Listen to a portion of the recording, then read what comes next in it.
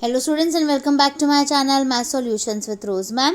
और आज की क्लास में हम करेंगे मिशन गणित कक्षा 10वीं की हिंदी मीडियम की कार्यपत्रक वर्कशीट। टॉपिक है पृष्ठीय क्षेत्रफल और आयतन और डेट है 30 जनवरी 2023 मंडे की यानी सोमवार की आपकी इस वीक की ये वर्कशीट है। तो चलिए इस वर्कशीट को हम शुरू कर लेते हैं। उससे पहले आप सभी से रिक्वेस्ट है, जिन बच्चों ने चैनल सब्सक्राइब नहीं किया है वो चैनल सब्सक्राइब कर लीजिए और बेल आइकन को प्रेस कर दीजिए। पहले आयतन क्या होता है इस बारे में जानेंगे। तो बक्से में कुछ भी रखना, देखिए ये बॉक्स बना हुआ है, अगर हम इसमें कोई भी चीज़ यहाँ पर अंदर रखते हैं बॉक्स के अंदर तो वो उसका आयतन माना जाएगा।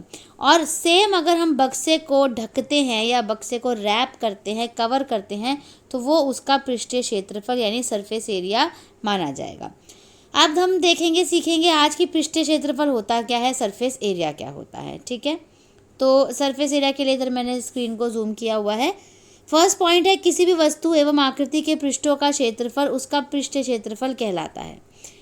पृष्ठीय क्षेत्रफल को दो तरीकों से मापा जा सकता है, यानी क्षेत्रफल कौन सा क्षेत्रफल होता क्या है कि जितने भी पृष्ठ हैं उसके जितने भी सरफेसेस हैं ऑब्जेक्ट के वो सारे उसके पृष्ठीय क्षेत्रफल कहलाते हैं, उसका एरिया निकालना। तो पहला जो है वो जिसको हम पार्श्व या वक्र पृष्ठ क्षेत्रफल कहते हैं, कर्व्ड सरफेस एरिया, वो होता है वस्तु अथवा आकृति के कुछ पृष्ठों का क्षेत्रफल।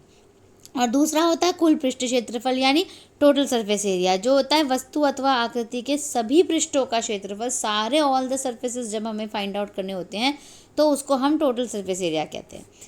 सेकंड पॉइंट है यह दो विमीय मापन है तथा वर्ग मात्रक में मापा जाता है, जैसे मीटर स्क्वायर सेंटीमीटर स्क्वायर, यानी ये 2 डायमेंशनल शेप है बेसिकली, और मीटर स्क्वायर और सेंटीमीटर स्क्वायर में मापा जाता है, यूनिट में, स्क्वायर यूनिट में।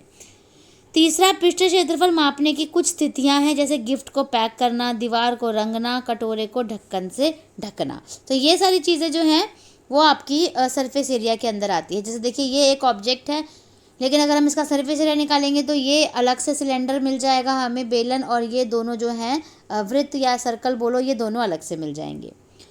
अब आते हैं हम आयतन पे। आयतन किसे कहते हैं? आयतन को इंग्लिश में बोलते हैं वॉल्यूम। किसी ठोस वस्तु द्वारा घेरे जाने वाला स्थान उस वस्तु का आयतन कहलाता है, यानी कोई भी ऐसी वस्तु जो उस स्थान को घेर रही है उसे आयतन कहते हैं।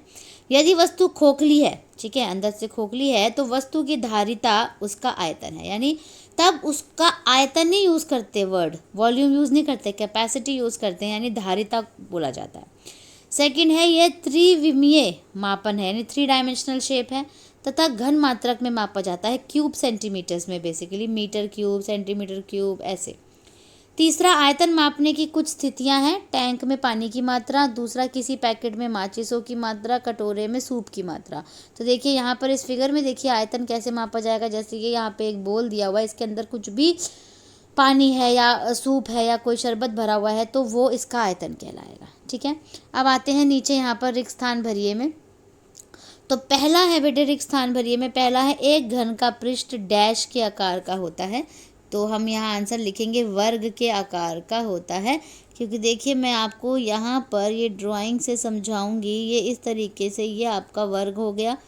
और अगर हम एक पृष्ठ की बात करें, सॉरी ये क्यूब हो गया घन, और एक पृष्ठ की बात करें तो वो वर्ग कहलाता है।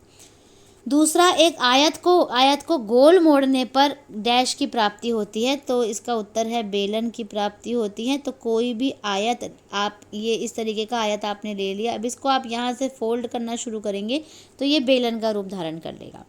तीसरा एक लंब वृत्तीय शंकु का आधार डैश के आकार का होता है, वृत्त के आकार का होता है। इसको भी मैं आपको बता देती हूँ फिगर के इससे माध्यम से। देखिए यहाँ पे ये ऐसे इस तरीके से हो गया, सॉरी बेटे। आप ये यहाँ पे ये देखिए, तो ये जो है ये आपका वृत्त कहलाएगा, नीचे की तरफ से जो बेस है। ठीक है, तो ये 3 ही प्रश्न थे जो कि हमें इस वर्कशीट में करने थे। So thank you students for watching the video. फिर मिलेंगे हम एक नई वीडियो में एक नई वर्कशीट के साथ। वीडियो को लाइक, शेयर एंड चैनल को सब्सक्राइब करना मत भूलिएगा।